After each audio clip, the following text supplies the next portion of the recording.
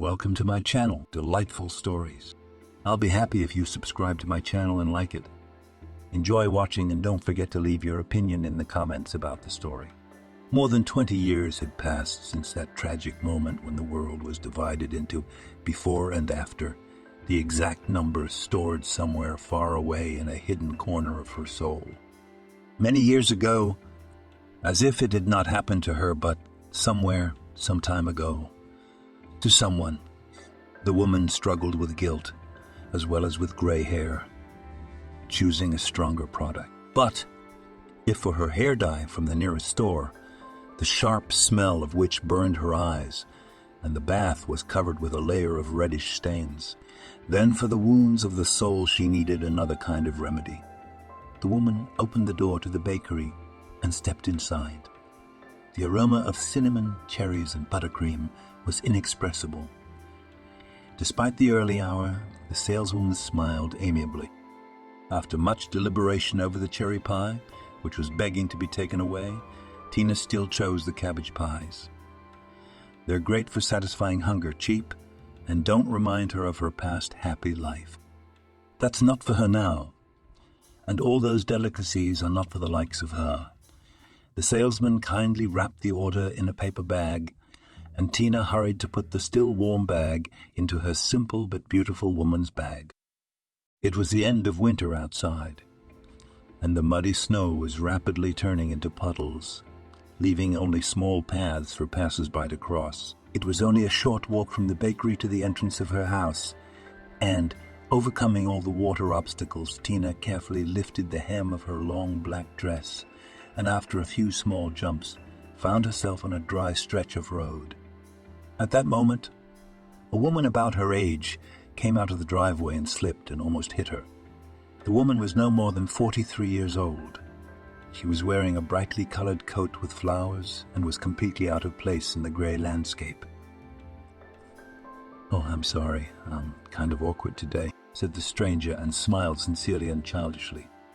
Nothing.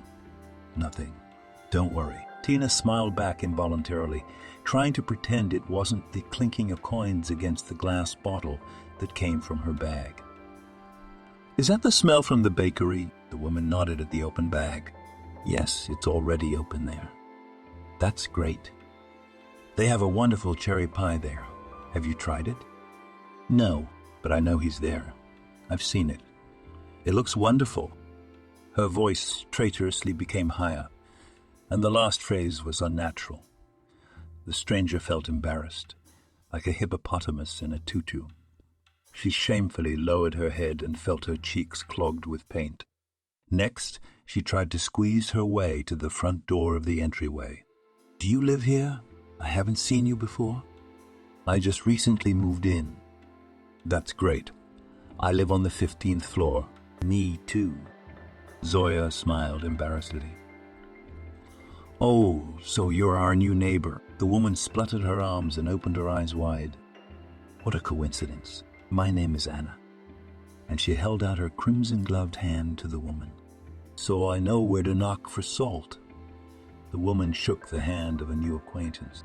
"Tina. I ran to get the pie before they took it from under my nose. I'll see you guys later." Tina winked and hopped vigorously over the mud and headed toward the bakery. She watched sadly as Anna's colored boots got wet as the hostess ended up stepping in all the puddles in her path. The pies turned out to be very tasty. Tina poured herself another glass of red wine from the bottle she had opened the day before, and taking a thick cigarette from the pack, she smoked with pleasure. An hour later, the first bottle was finished, and the woman went to her bag and pulled out the second bottle. The doorbell rang just as Tina tried to open it. The corkscrew was still stuck in the cork as she hurried to the door, looking through the peephole. Tina saw the brightly colored coat and flowers that she had already seen Anna wear today. Tina opened the door embarrassedly, hoping that the smell of wine and cigarettes had not reached the hallway. "I hope I'm not interrupting." Anna shook the paper bag that gave off the smell of cherries, winked, and took a bottle of wine out of the bag with her other hand. "So, are you having guests? It's a housewarming party after all." But how could she resist?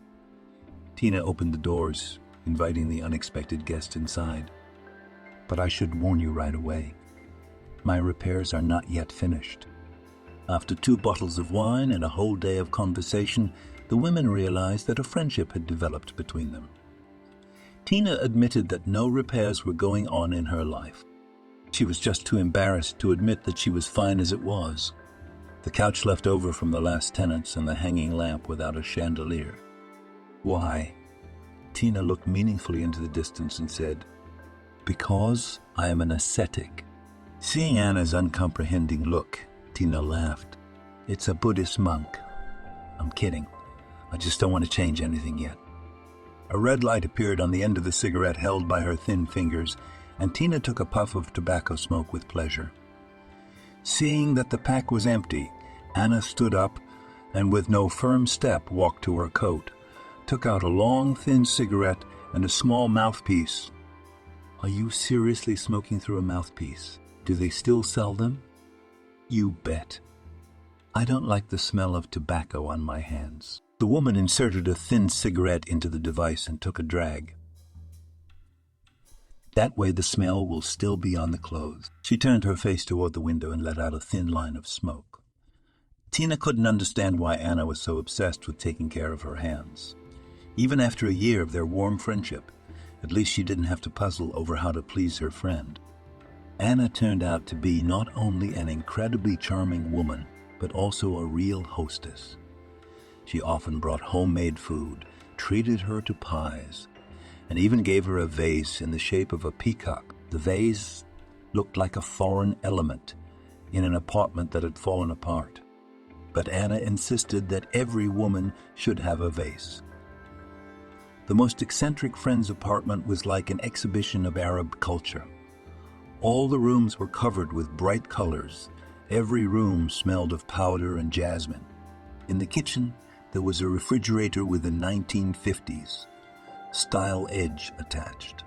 The only bastion of normality was her late husband's study.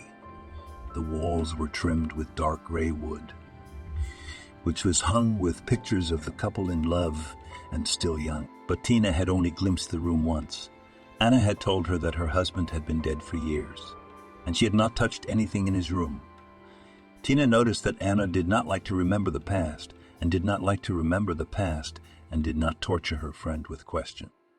Besides, she didn't want to talk about her own past either. Tina glanced around in the supermarket and put a bottle of wine in the empty grocery basket, tossing a package of sliced bread on top. Seeing her friend's bright raincoat at the entrance, Tina disappeared into the dairy department. Anna made her way to the shower products department.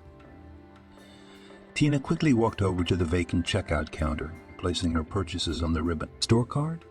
Yes, there is." Tina looked in her pockets, but there wasn't any, nor was there any in her bag. She decided that speed was more important now.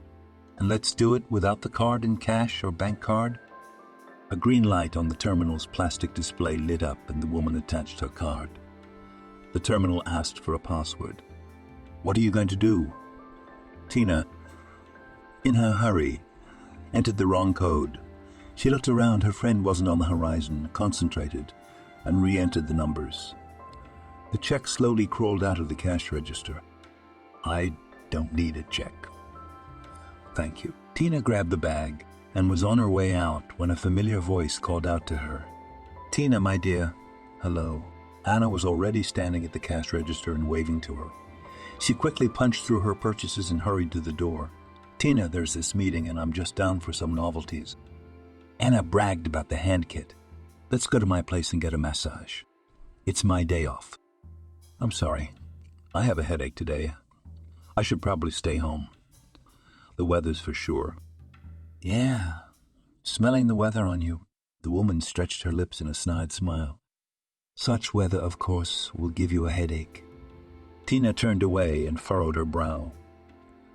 She didn't want to have to justify herself to anyone else. And Anna took her by the elbow. "Did you take the bottle now?" She reached out and touched the side of the bag. "Tina, what are you doing? It's time for you to quit. You're already drinking every day." "So what?" Tina jerked her hand away. "I'm not bothering anyone. I'm drinking quietly, not disturbing anyone." I'm just worried about you. It won't do any good, you know. The blue eyes of her friend rounded up. Anna, don't start. Anna shifted her eyebrows and headed resolutely toward the entrance. Kevin poured tea into a mug, and across from him sat a girl. A tear-soaked napkin was clutched in her hands, and Kevin wanted to take her hand, but at the last moment he thought better of it. Look, Betty, I'm really sorry, but we've talked about this a million times. How else can I explain to you that I don't love you? My love would be enough for both of us. I just want to be with you, the girl exclaimed, and her eyes filled with tears again. Betty, listen to yourself. What are you talking about? You're a young, beautiful girl. I hate you. The girl threw a wet napkin at Kevin and stood abruptly from the table. The cafe guests turned around with interest to watch the drama unfolding between the couple. And I hate that Diane of yours, too. I should have been your wife and not her. You're going to regret doing this to me. Remember that feeling. The guy stood up and threw some green bills on the table. Stay away from her. Do you understand? Without waiting for an answer, he headed for the exit. There he was met by a shiny black car. The driver hurriedly opened the back door, and Kevin couldn't help smiling. When he saw Diane in the back seat, he sat next to her and stroked his beloved's big belly. Kevin, I'm sorry. I couldn't stay home. That Betty scares me. She's some kind of crazy girl. Kevin stroked her hair affectionately. But I could handle a girl, the guy chuckled. That's not what I mean. It just reeks of danger. She's crazy. I saw her outside our house again today. She threw a napkin at me. It was dangerous enough, but I dodged it. The guy poses a victim to Diana. You're a fool. The girl laughed. In the couple's cozy big house, the fireplace was warming, and Kevin and Diane were sitting on the big leather couch, choosing a name for the baby. The pregnancy was approaching its 32nd week, and still no name had been chosen. How about George? It's a good one. No, definitely not George. I have a friend. I know at work, George. I'm going to take his firm away from him. He's such a jerk, it's impossible to talk to him. I'm afraid he's all I'm going to associate with. Did he make a strong impression on you? The girl laughed. You should have seen him. He really thinks he's the only one who knows business. I gave him good advice once, but he got mad and said I was minding my own business, and he could do better than me. The guy shook his head. He is absolutely hopeless. Kimberly, the housekeeper, entered the room. I've got food ready. There's everything in the fridge if you want it at night. Kevin, what time do you want your breakfast? Thank you very much, Kimberly. Let's do it later tomorrow. The woman smiled and went to her cabin on the property. The door swung open with a bang and fresh air rushed into the room. Tina, get up. Did someone's hands pull her body down? Tina fell off the couch, hitting her face on the floor, which made her wake up, but already in pain. The woman sat up and coughed. What's going on? Tina's sleepy eyes struggled to adjust to the light. She saw the black silhouette of her friend, who kept running around the apartment. Tina wiped her eyes with the sleeve of her sweater and covered her nose, feeling the stifling smell of burning. Tina, there's a fire. Help me. And then Tina realized what was happening. The wall above the couch was on fire. The last thing Tina remembered about the previous evening was smoking a cigarette. Hadn't she put it out? A friend was hopping on one leg beside her, tapping her ankle. Tina jumped up and kicked the door away and ran into the bathroom. She grabbed a large basin and poured water. With a concerted effort, the fire was extinguished. Anna led Tina away to her apartment. She didn't say anything. Her friend's ear was covered in black patches of soot. Tina's face had a red-purple line all over it from hitting the door jamb. After sitting for a while, Anna got up and went into the bedroom. Tina looked at the soft couch with a dozen colorful pillows and lowered her gaze to herself. All of her clothes were soaked with the smell of burning. She lay down on the floor and fell asleep, hoping It was all just a nightmare. In her sleep, the image of a boy about 5 years old came to Tina. The little boy was stroking her head and hugging her. He took her face in his little hands and said, "Mommy, please stop." After that, he jumped into a lake full of red water. Tina tried with all her might to pull him out. Tina felt the ground beneath her feet turn into a swamp and push her deeper. She struggled to hold the boy's hand until she herself went under. Tina woke up in tears. She realized that last night was true. She had gotten drunk, fallen asleep, and started a fire. People could have been hurt. A friend miraculously saved her.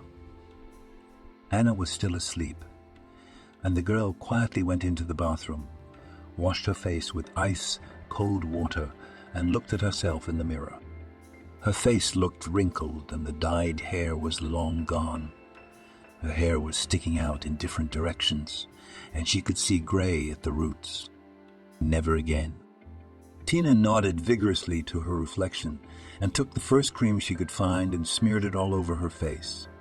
After an hour of silence, Tina finally heard her friend wake up. Tina tensed. She didn't know what to expect from Anna. Anna appeared in the kitchen wearing burnt pants. A lump rose in Tina's throat. Anna came close to Tina, hugged her, and cried, "What an idiot you are. Tell me about it." Tina's tears flowed as well. The women cried for a while. And when the nervous tension subsided, Anna cooked breakfast. After it, there was already a rush of strength. Tina decided to go to explore her apartment. What she saw there shocked her. The walls of the bedroom kitchen were black.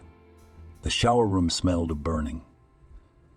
The couch on which she had fallen asleep was burned and covered with gaping holes, and all the upholstery she had put on was burnt.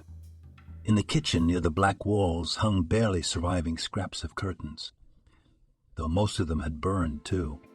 What she saw made Tina's heart ache.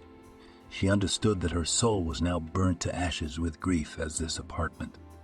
Maybe it was a hangover, but she was eager to start a new life. After all, she was still young. She had a lot to live for, and she could handle anything. But not here. Tina typed in the name of the agent from whom she had bought the apartment a year earlier, and after briefly describing the accidental fire, she asked for help with selling the apartment. The process didn't take long. The money raised from the transaction wasn't much, but the main thing for Tina remained the opportunity to move to a new place and start a new life. But where exactly would she go? It remained a mystery. Tina spent a long time looking at different cities on the internet, and she didn't like any of them, but she didn't really care where she was going. Anxiety was already brewing in her soul from the long process of choosing. That's when she decided to take a chance. She went into the office supply store with a globe, walked over to the shelves with maps and stood in front of the largest one, which occupied almost half of the wall, closed her eyes, took a deep breath and exhaled. She imagined the face of the blonde boy from her dream and, picking up the cross, poked at random at the map. When she opened her eyes, she was surprised. Her finger stopped next to the small ski town where Tina had lost her family years ago. The fact that fate was offering her a fresh start in life seemed ironic, and she smiled. With the choice of housing was not difficult to decide. The only option suitable on a budget was on the outskirts of the city, but it was not an apartment, but a real house, albeit small. A simple and uncluttered one. Story structure. Tina thought it was even cozy. She had to start her new life not only with a new place of residence, but also with a new closet. The mountain air was noticeably cooler than where she had lived before, and all her humble possessions had been reduced to ashes in the fire. Tina found a small thrift store in town and bought herself pants, a jacket, a windbreaker, a couple of t-shirts, one warm sweater with a deer. Good thing the furniture in the house had been left by the former owners, and there was no need to splurge on that. Tina neatly hung the things in the closet. After living in the new place for a few days, she decided it was time to get a job. She wanted to feel needed and useful again. The task was not the easiest. The woman spent about a week, but did not find anything interesting. It turned out that during the off-season there was not enough work in the area, even for locals, and there was nothing to count on for visitors at all. It was noisy as always.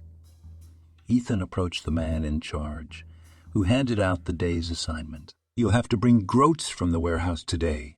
He held out a flashlight and a small crowbar to the man. Ethan only nodded.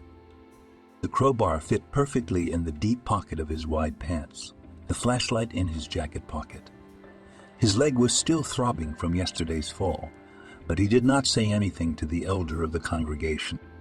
The tramp came to the exit of the abandoned building and scratched his beard and looked around. The streets of the town were already empty. It was about time to go on a mission. The big dog was with him, and the warehouse was far enough away, a 40-minute walk. Ethan tied the laces of his boots in tight knots and stepped out onto the road. The night lights weren't lit everywhere. Sometimes they illuminated a long stretch of road, but most of the time they didn't work at all. Shit, I wish you'd stayed in the house. The dog wagged his tail when he finally heard the call. The man grinned and patted the dog on the back. The cigarette lit up red, and Ethan took a long drag of the tobacco smoke with pleasure. The road was picturesque. The month could be seen over the mountains, and there was still snow at the very top. A gust of wind tore the young man's hood and long. Jesus, like hair from his head. He had to put the hood back on and pull it tight. The building of the food warehouse was already very close. Ethan approached it, leisurely looking around. An uneasy feeling lingered over him, which was indeed his companion. He did not like to lead a life of robbery, but he was forced to. He jumped carefully and slipped noiselessly through the hole in the fence and into the warehouse grounds. The dog snuck in after him. They took a few steps and froze. Ethan sensed that something was going wrong. His heart was racing, and the dog also froze and listened to his surrounding. A black silhouette appeared under the only hot lantern guarding the territories. Oh, shit. The man slowly pulled a crowbar out of his pocket. "We have to go home." His voice sounded low but confident. He took another step backward, stepping unluckily on his sore foot and sharply unhinging it in pain. The black silhouette took this as a signal to act and lunged at the frustrated intruders with an eerie bark. Ethan was in front of the hole in the gate in no time, but it was too late. He heard the gnashing of teeth near his heels, and the next moment there was the long barking of his dog. It leaped, covering the man, and the strong jaws of the young iron dog closed. Ethan screamed in horror. He rushed to the aid of his partner. He raised his hand with a crowbar and struck the dog across the back. The dog darted away and lunged at the man, grabbing his adversary by the throat, which was concealed behind a thick layer of fur. "Hey, what the hell is going on here? Come on, Rocky, yuck, yuck. I said, come here." The guard showed up just in time, because Ethan thought he was going to lose his leg. The guard ran toward them, and Ethan decided that the best thing to do was to throw the crowbar away. So he did. "Put the dog away. We just happened to be here. Put it away. Rocky, come here." The guard quickly ran up, grabbed the collar with a duty-filled dog whose frantic eyes reflected the light, and pulled it away from the intruders. He switched on a flashlight, pointed it in Ethan's face. "What are you doing here?" "I'm a tramp, a vagabond. I thought I'd spend the night here." Ethan covered his bluish face with his hand. His leg was badly lacerated, bleeding. His dog felt sorry for him and pressed his whole body against it, whimpering and licking the bite on Ethan's side. "Okay, how are you alive?" "Yeah, I guess." The man looked apprehensively at the guard dog. "I didn't know there were dogs like that around here. They just started it yesterday. There's a lot of stealing going on around here, so the bosses bought it. There's a robbery in our warehouse." "No, I told you I just wanted to spend the night." Okay, that's not really my concern. I already called the cops. Let them deal with you. From around the corner at the end of the street came two cars with red and blue lights on the roof. Ethan stroked the still whimpering dog. Listen, man. I pointed a flashlight at her. She seems to have had it too, and she's pregnant. The guard pointed the light at the dog, and it hit its eyes. Ethan looked at her and found only shallow scratches on her side. Lucky you, my beauty. Go home. Go home. He pointed the dog to the hole in the fence. The dog looked around a few times and staggered toward the exit. It didn't take long for the police to clear it up. The ambulance was also quick, by the way. The nurse did the necessary procedures and rewound Ethan's leg and instructed him to take a course of antibiotics and then handed him back to the police. This time, Ethan got lucky. There was room at the shelter and he was placed there. Now he could live not in an abandonment area with marginalized people, but like a decent human being in warmth and dryness. He was given his own bunk and a personal hygiene kit and utensils. Young volunteer Jacqueline Louis, who was awakened in the middle of the night, tried to be very polite, though it was obvious that what she wanted most was to return to her bed. The girl warned that the water wasn't getting too hot. So for a shower? Each resident is given only 10 minutes. Ethan only grinned. It was a whole 10 minutes for him under hot water. Yes, it was as if he had died and found himself in paradise. After a brief bath, Ethan lay down on the soft bed for the first time in a long time and fell asleep like a baby. In the morning, the man felt chills. His head was pounding, his eyes hurt, and his leg was aching terribly. He barely made it into the main hall, which was a small wooden room, and saw Jacqueline, the volunteer from yesterday. A girl was answering questions from one of the tenants. She waved her hand in greeting when she saw Ethan. "Good morning, Ethan. Not fully awake yet." She tucked a curly strand out of her ponytail behind her ear. "That's right. I think I have a fever. Oh, the doctor only comes to see us once a week. Let me give you a thermometer. Do you have a cold?" No. I got bit by a dog. Yesterday they told me about the antibiotics." Ethan took out a piece of paper with instructions from the doctor and handed it to the girl. She took the paper, glanced quickly at the prescription. "Yes, we don't have that, but I'll buy it for you today. My leg really hurts." "I have a painkiller." The girl raised her brown eyes at the man. "Ethan, go lie down. I'll get you everything." Jacqueline was not deceived, and in a few minutes appeared at the bedside with pills and a glass of water. "Jacqueline, thank you. How are you going to buy me those pills? I don't have any money on me." "Don't worry about that. We have finances. Something happens all the time for expenses like this. We have to buy. I looked at the records. Have you tried to get in?" "Yes, but I was having trouble with the paperwork at the time." He averted his eyes in embarrassment. "Well then, this time luck smiled on you. Not counting the leg, of course. The rules have changed since this year. Now we help people without documents. By the way, how did you lose your papers? We can help you with reinstatement." Ethan waved his hand. "I already did it once, when I was in the hospital a couple of years ago. I found a job. I thought they were decent people, but they took away all my documents and made me work for food. I barely escaped from there. Weren't they the ones that got away behind the Blue Mountain? We've had a lot of trouble from them. They are the very ones. I hope they put them away. They think they are slave owners. But in general, that's how I ended up without documents." "Why didn't you go to the police?" "So, the documents were only partially usable.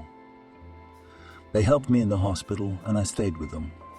They tried to help me for a long time, but the damn memory did not want to come back." "Yeah, is Ethan his real name?" "Honestly, I don't remember. I lost my memory about 20 years ago, woke up in the hospital with a concussion. Who was I? I never remembered my first name, last name, age, or anything else. In my dreams, only a woman's voice, called out for the first time, "Ethan. Ethan." So I decided I was going to be Ethan. "Well, we'll try to help you with the documents if you need to get a job. Everyone here works part-time. Somehow, there are no deadbeats, even though we are sponsored and no one has abolished labor. I'm all for it. I could do it tomorrow." Tomorrow, of course, is not necessary. The girl laughed good-naturedly. Ethan's laughter made him feel warm. Jacqueline left the room. Valera rolled his eyes from the pain he had been holding back all this time and collapsed on his pillow. This day she felt much better than the previous 2 weeks. The tremor in her hands that had accompanied her since her first sober day, the bruise from the encounter with the door, had also dissolved. The only things that reminded her of her past life were her ears and her hair, but that problem was not hard to fix. Tina remembered herself when she was young. She had long brown hair back then. She twirled around in front of the mirror for a while, figuring out if the brown hair color would age her, and came to the conclusion that it couldn't be any worse than this shabby red hair color. As she was picking out paint at a store near her cabin, she noticed that the cashier was surrounded by a crowd of vagrants. Tina knew at once what was going on. Some were trying to talk some sense into the girl, while others intended to steal goods from her at the cash register. Tina remembered how she herself, when she was still very young, had also been in such a situation. She did not even have time to understand how it all happened. Her husband was not in the store, and she was alone both as the owner and the clerk. Her husband told her at the time that she got off lightly. A couple of chocolates is not the kind of money worth crying about. "Hey, let's get out of here." Tina walked resolutely to the cash register. "I need to get a check out right away." Come on. The cashier looked gratefully at her savior and held out her hand for paint. "In fact, we're buying too. Why is this one getting ahead of everyone else?" One of the tramps, a short man with a holy hat, was indignant. He smelled strongly of alcohol. "Oh, that's embarrassing." "Then I'm sorry. I didn't see your purchases. I thought you were robbers and wanted to rob the girl, even called the police." Tina twirled her cell phone in her hand. Scolding, the disgruntled company left the store. "Thank you, you saved me. I'm alone today." The guard didn't come out. Apparently he's drunk again. "That's okay. Tell me, do you know if there are any workers needed? I've been looking for work here for a week and nothing." "Yes. There's not a lot of work at this time. I myself work as an instructor on the ski slopes in winter. In summer I take people on hikes, and in the spring a girl has a handout. I work part-time here. You know, my sister quit her job today, but she works as a cleaner and they don't pay much. She'll send you to replace her." "Sure, go ahead." Tina wrote down the phone number. "You have a lot of vagrants in town." "There is such a thing. Someone lives in the mountains as a hermit, and sometimes only comes down. Some lose their documents and stay for a while. And here we even have a shelter for vagrants. Some have relatives themselves, and there are plenty of hippies too. They are children of nature." The girl laughed. "That's why they stretch in our area." By lunchtime, Tina was already wearing her new hair color. Searing chocolate, that's what the package said. It perfectly concealed all traces of her past life. And by the evening, she had managed to get an interview at the very same firm. The job was not far from her home. It took her about an hour to walk back. When she reached home, Tina realized that spring was just coming into its own, and the sun was not yet warm. The work in the office was not as easy as I thought it would be at first, and it wasn't the process at all. The main difficulty turned out to be the owner of the firm. He was an abrasive man who was rude to the employees. At the sight of Tina, Pompous rolled his eyes and left the room. The only person with whom he communicated well was the accountant Lillian, a young bitch, a lady with long white hair and red fingernails that resembled the claws of a bird of prey. On the plus side, Tina was no longer sitting at home all day, and the urge to drink had finally left her. and she had met a very nice woman, Heather.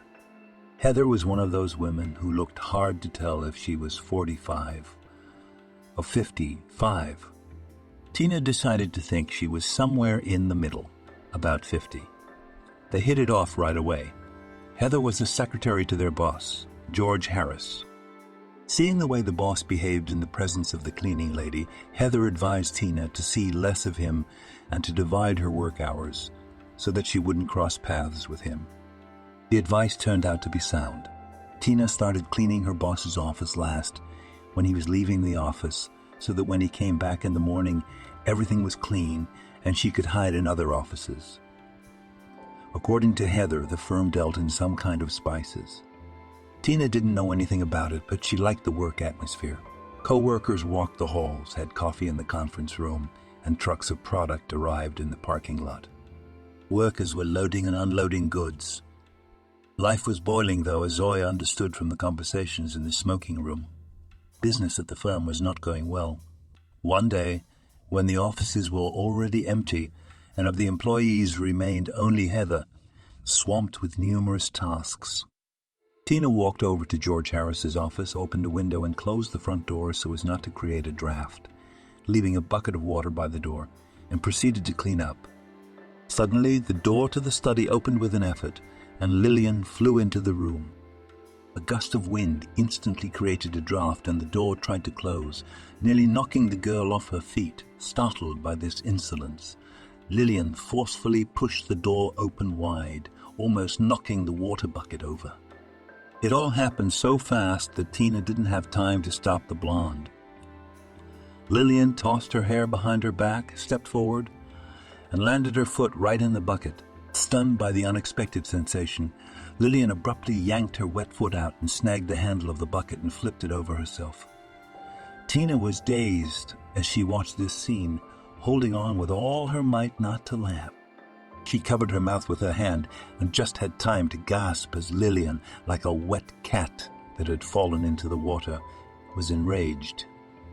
The blonde kicked the bucket with all her might, and it gave her the rest of the water in the face. "You filthy, stinking drunk. What are you doing here with your stupid bucket? I'm going to get you." The girl walked over to the poor bucket and kicked it again. "Look what you've done." "Well, I didn't do anything special. I'm actually doing my job." "Are you still going to argue with me? You're lucky you're not already fired. You didn't hire me, so you can't fire me. Besides, I do my job well. And you, Lillian, are in my way. Look what you've done." "Ah, that's right."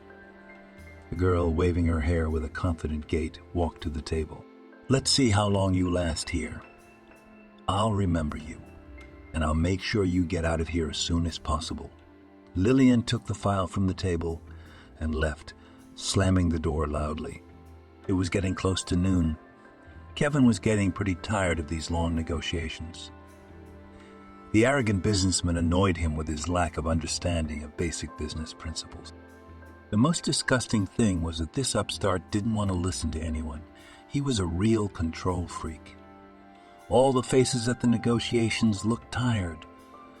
Just for the sake of business etiquette, this whole circus was still going on. The skinny figure of George Harris stood at the display board, and he showed more and more charts.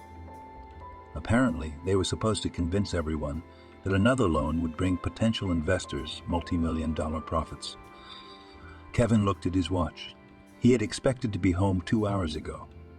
"Look, George, I don't mean to be impolite, but what is your prognosis based on? I don't see the preconditions for this kind of development. Maybe it's because you're still young, Kevin." The man grinned and looked around at the other negotiators for support, but there was a dead silence in the room. "You're right here, of course, except for one thing. But you're the one asking me for a loan, not me from you, so you might as well listen." "But, young man, I've been in the business longer than you." "Yes, but you have been making losses all these years, and your debts are already going beyond what is reasonable. Maybe you will listen to our vision of the development of your production, and we will try something new. Listen to this. The man nervously loosened his tie and fixed his hair. I understand that you want to assert yourself in front of your colleagues, to put the old man in his place. But I can see that my way is the only right way. It will definitely work. The door to the conference room opened, and a young secretary brought out a tray of coffee. George, you're being dramatic. I don't want to prove anything to anybody. I just feel sorry for your employees. The secretary put the coffee in front of Kevin and leaned over and whispered in his ear that his wife had called to say she was in the hospital. Young lady, what do you think you're doing? Actually, we're in the middle of an important negotiation. What am I? An empty seat here. The hapless businessman's voice became high and uneven. He literally broke into a shout. The secretary did not show her face and, smiling graciously, tried to stealthily leave the meeting room. Okay, George, you're out of line. I'm not going to let you talk to my employees like that. Finish your hullabaloo and get the hell out of here. Colleagues, I agree. The mustachioed man, who was already close to falling asleep, revived. The event somehow dragged on. George, I'm sorry, but I'm not convinced. And time is money. How dare you? I haven't even gotten to the point yet. But no. We've had enough of your speeches. This is already a circus. You're wasting our time. The mustachioed man sipped his coffee, put the cup on the table, and stood up. Kevin, you're right. It's time to call it a day. You assholes will be sorry. I'm going to be a millionaire, and I'm going to destroy all of you. Those around the table laughed. George, blushing with anger, stormed out of the office, slamming the door loudly. Yes, colleagues. What a day we're having. I'm sorry, but I have to run. My wife is already in the hospital. Congratulations, Kevin. Have a good delivery. Kevin quickly ran out of the office building and jumped into the chauffeur-driven car waiting for him downstairs. The drive to the maternity hospital took longer than he expected. Accidents and repairs, as luck would have it, blocked the free flow of traffic. Kevin nervously pushed the window elevator button. The window opened, closed, opened again, and closed again. Kevin's phone was going dead, and he read a message on the burned screen. Boy 3200. Emotion overflowed. A tear ran down his cheeks. Boy, congratulations to you. The driver smiled as he looked in the rearview mirror. And we're on our way up. Kevin looked out the window and realized that the car had turned onto the street of a private clinic. It was literally 100 meters to the right building. The traffic light turned red, and an old lady, who could barely walk across the street, stepped onto the crosswalk. Time stretched out for Kevin, and he wasn't able to wait another second. He jumped out of the car and ran to his wife and son. In the room was Diane. She was holding her son in her arms. Favorite. Kevin's eyes filled with tears again. Diane, too, with tears in her eyes, handed the baby to Kevin. He's a handsome boy. He's going to be a behemoth. The smiling nurse patted the guy on the back. Congratulations. You can pick up your wife and son tomorrow. In the meantime, Diane took her son from Kevin's arms. The baby needs some rest, and so does Diana. The woman, carefully holding the baby in her arms, carried him to the neonatal unit. Kevin pressed his lips to his wife's forehead. I'm sorry. I wanted to make it in time. You wouldn't have had time. I didn't expect it to go so fast myself and didn't have time to realize anything. Diane ran her hand through her husband's hair and kissed him on the cheek. The important thing is that you are here now. By the way, I forgot absolutely everything in the world in a hurry. I brought my birthing bag, but I didn't bring anything for myself. Can you get me some clothes? Consider it brought. What do you want? Let's get a tracksuit so you'll be comfortable. Come on. Diane smiled appreciatively and closed her eyes. Kevin was on his way back when the phone rang with a call from his wife. Diane was crying. The man could barely catch the gist of what she was trying to say. He's missing. Kevin, the baby was stolen. I don't know what to do. The sobs turned into sobs. I'll be right there and we'll work it out. Don't worry, Diana. Do you hear me? The morning seemed colder than usual. Tina put her feet into her slippers and headed for the kitchen. The alarm clock had not yet rung, and she leisurely put the kettle on the fire and went to wash her face. There was no hot water. Tina picked up the phone and looked at the time. Her heart went in her heels. She had overslept and had not heard any alarm clock. A distinctive hissing sounded from the kitchen. Tina hurriedly took the kettle off the fire. At that moment, memories of last night's scandal with Lillian flashed before her eyes. Tina was terribly annoyed, and Heather, who was watching, calmed her down and persuaded her to go home early. The boss had to leave in the morning for some business meeting and warned her that he would come later. She would have cleaned up in time for his arrival if she hadn't been late. With trembling hands, Tina got butter and jam from the fridge and decided to eat at least a sandwich in a hurry. Everything fell out of her hands. The butter didn't want to cut, so I had to cut a thick slice off, and the jam jar didn't want to open, so it slipped out of my hands and fell on the floor and broke. Tina decided she wasn't really hungry, even though her stomach made a distinctive rumbling noise. She took a couple of bites of bread and a cup of hot coffee. In 5 minutes, she was running up to the bus stop. As luck would have it, the bus she needed was packed to capacity. She made a pathetic attempt, but the automatic doors failed to close. As soon as Tina stepped her foot on the asphalt, the minibus moved and the girl was on the ground. She looked angrily after the departing vehicle and realized with frustration that this day was definitely not hers. Pulling out her purse, Tina was relieved to realize that she had a few paper bills with her. She raised her hand and tried to catch a cab. There weren't many cars on the road, and the yellow ones with tires were expectantly on their way, with passengers. Tina remembered that she had been advised to use an app to order, but when she pulled out her phone, it died traitorously. Despite the frost, Tina was hot, so she unbuttoned her jacket. At that moment, a passing car rolled her out of a puddle. Damn you. All her clothes were covered in brownish-gray streaks. Tina wanted to shout a curse at the car, but she saw that it had stopped and started backing up. I'm sorry. I didn't mean to. The face of an older man appeared in the open window of the car. I can let you down. What now? I'll be grateful. Without further ado, Tina jumped into the front seat. It turned out that the driver wasn't apologetic because of the breadth of his soul or his innate nobility. He was a terrible driver, even though he was well into his 60s. He'd gotten his license only a month ago, Tina realized from the conversation. And now she felt trapped in a death trap. Fortunately, her agony soon ended. The brakes squealed and the car braked to a stop, almost hitting her face on the glove box, and Tina hurried to set her foot back on safe ground. She felt a slight nausea, and after taking a few steps toward the office, stopped to catch her breath. Suddenly, a piteous squeak was heard from somewhere. Tina looked around but saw no one nearby. The squeak sounded again and she thought there was a kitten somewhere. There was only a trash can nearby, where papers, boxes, and other office trash were thrown. Tina stepped closer, noticing a cardboard box that gave off a pitiful squeak.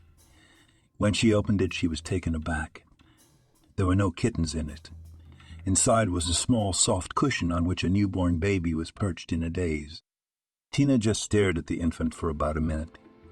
She could have sworn it looked like her dead father as she looked around. Tina realized that not only was there no one around, but the whole street was empty. There was no way out.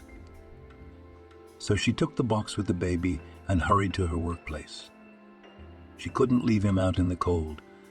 She had to get the buckets and rags out of the warden's office before she could call the police. Heather, seeing a disheveled friend and even very late, shifted her eyebrows and numbed. But Tina was not before her. She slipped into the storage closet to change hastily into her work uniform. The box was conveniently perched on a chair. Tina literally ran to Harris's office. On the way, she bumped into Lillian and she exploded. Tina moved as if in a dream, not giving the collision with Lillian any meaning. She flew into the warden's office and was relieved to realize he wasn't there yet. After gathering her tools and checking the floors, she hurried back inside. As she approached the den, Tina noticed the door was open. "What's that?" The boss was confused, eyes bulging, face red. His day was clearly not going well. This fact made Tina a little happy, but now he was standing by the box, waving his arms, grabbing his head, and finally taking off his tie. Lillian was standing behind him, grinning with her arms crossed over her chest. "I can explain everything. You don't have to. It's clear enough as it is. You don't appreciate your work and you think we should pay you for nothing. I get it. You're fired. But I found him on the street. I couldn't leave him out in the cold, could I?" No, and no. I don't want to hear anything. You could have given him to somebody else, but you brought him here. We don't have time for a baby here.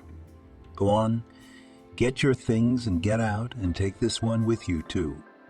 The man had already left the room, but he turned around and added, "I'm the boss here, and everyone will do what I say."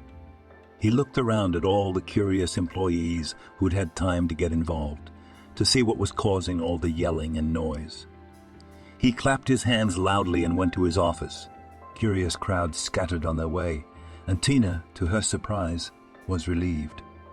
"Well, kid, let's go find your parents." She gently stroked the sleeping newborn's cap. The cab pulled up outside the Central Police Station, and the station was bustling with activity, some giving orders, others rushing to carry them out. When Tina stepped inside with a large box in her hands, the officers froze for a moment. "Hello, I found a baby." Tina looked around timidly, trying to figure out who was in charge, who she should talk to. One of the men approached her, looked at the baby in the box. "Thank goodness." The man exhaled heavily and gently took the box with the baby in his hands. "Stand down." Found it. Everyone present relaxed and hurried to look at the find. "Get your daddy. Where did you find him?" "He was at a bus stop in the Bronx neighborhood, I happened to hear." At that moment, the frightened father of the newborn baby ran into the room and rushed to the box. He hurriedly took the boy in his arms, held him tightly to his chest, and lifted his tear-filled eyes. He began to look for his son's savior, and when he met Tina's gaze, he froze in amazement. Mom. Tina's eyes went black and she blacked out. Kevin's whole life was turned upside down. He found his long-lost mother. It turned out his name was Ethan, but they decided to keep the familiar Kevin, or there would have been confusion in the paperwork. The tragedy happened when he was only 5 years old. He was too young then and remembered everything only in bits and pieces. He and his father were on the slope. He was skiing for the first time when an avalanche came down. They were blocked with snow. His father managed to push him to a safer place, and he disappeared under a layer of snow. When they found him, he couldn't explain anything. He tried, but his thoughts were confused. He was psychologically traumatized. And now his mom is sitting next to him, drinking tea and reading books. He's never been happier than he is now. For the first month after they met, they couldn't part for a minute. They had so much to discuss. But after a while, life became peaceful. His mother was staying with him, helping to cope with the baby. "Mom, I'm going to Harris's today. I'm going to pick up the last papers for the firm from him. Do you want to come?" "You know I want to." The woman put down her mug of fragrant coffee and smiled. "Let him know what a son I have. Well done." Then, "It's settled. Get ready. I really haven't decided yet what to do with this firm. It's a good place, and if you take it into your own hands a little bit, you could make a good profit. The only thing is, where can I get enough time to do everything in time?" The boy smiled and went to the check room in thought. The phone rang on the table, and he hurried to pick it up. "Kevin, I have good news. I think I found some leads. Your mother's papers were very helpful. I'm sure we'll find him soon." "Great. Keep up the good work." Tina, proudly holding her son's hand, entered the building. She wore a neat classic suit and low-heeled shoes. Her colleagues didn't immediately recognize her. Only Heather happily waved her hand in greeting and gave her a thumbs up. appreciating her attire. Harris looked miserable. He said hello to the former cleaning lady with a gracious look and mumbled an inarticulate apology. Tina smiled indulgently at him, but didn't say hello. She was enjoying the moment, but when she saw the slender figure of the blonde Lillian, she could not help but wave to her. The girl turned around and went to her office. That day, Tina looked at manufacturing with different eyes, the eyes of an entrepreneur's wife. She remembered their small store with her husband and realized that this was what she wanted to do. "Son, can we talk to you alone for a minute?" "Sure, Mom." Kevin opened the door in front of her, and they entered the supervisor's office. Harris tried to sneak in with them, but the boy blocked his way. George waited outside. He closed the door right in front of him. "Son," I was thinking, "I'd like to get into this business if you don't mind." "I was hoping you would say that. I don't really know anything yet, though." "Don't worry about that. I'll help you with everything." He hugged my mother and held her close to his heart. "Here I always knew that business was in my blood." The guy laughed. "That's for sure. Your father and I used to have a little store." "I'm not surprised." After sorting out the paperwork, with a lot of help from Heather, Tina had to fire most of the staff. It turned out that the former owner was a mess, not only of paperwork, but of many other things. Most of the employees were his relatives or friends, but they were completely incompetent. Tina, too, had no experience in this field yet, but she was so caught up in the business that she spent all day studying the books her son had advised her on. She took advice from him and his business partners and looked for new ways to get her production out of the financial crisis. In the evenings, she helped Diane with Kevin and played with her grandson. Sometimes she read aloud workbooks to him, and he listened to her attentively, falling asleep quietly. Ethan, as the parents decided to name their son, who grew up to be a healthy and cheerful child, he often smiled. Loved to be held. It turned out that Kevin's ex-girlfriend had been stalking him for years. She had been following Diane, and when she saw her going to the clinic, she followed her.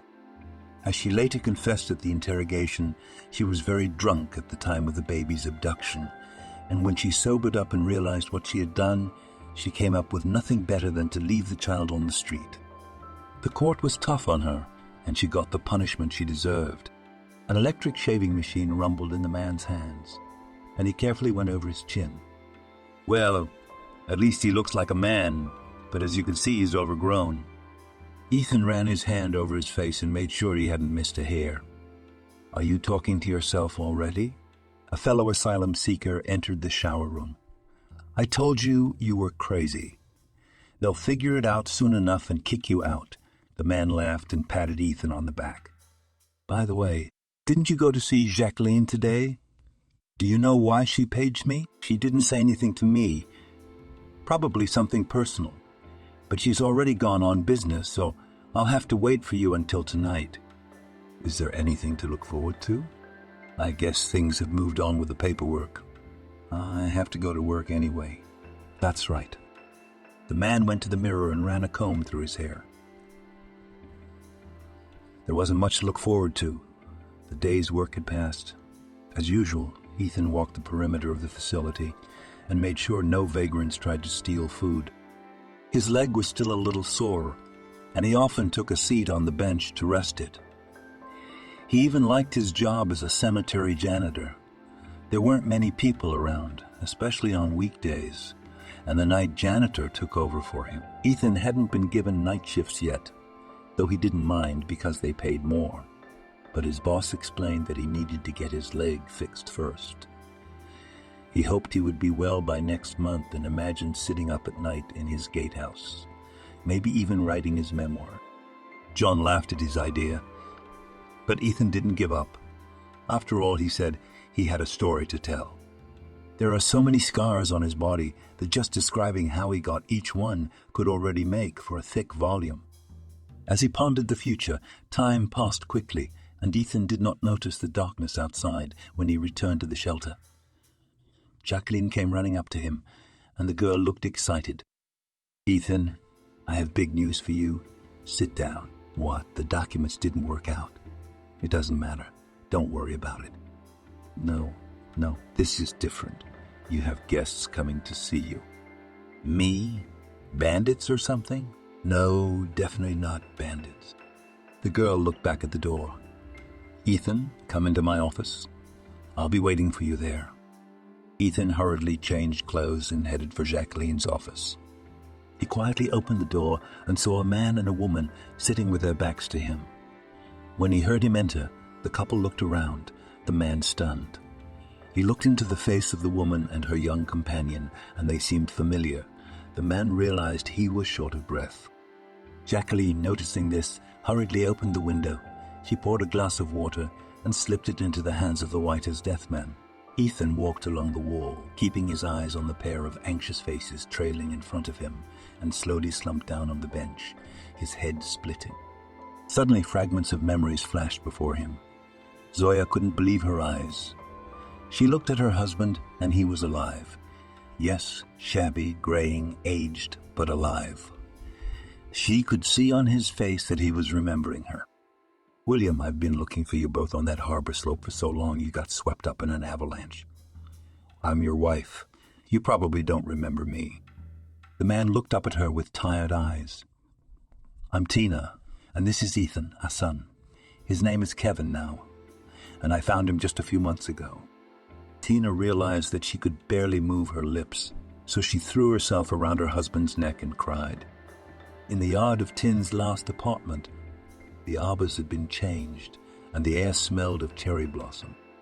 I'll wait for you here. She got out of the car, into the yard, and walked with her son to the gazebo.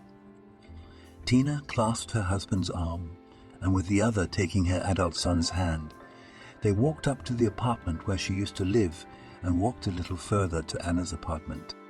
Tina rang the bell, opening the door. The landlady did not immediately recognize the changed Tina. But after a few moments, everything fell into place in Anna's mind, and she pressed Tina to her chest. And I brought you some hand cream.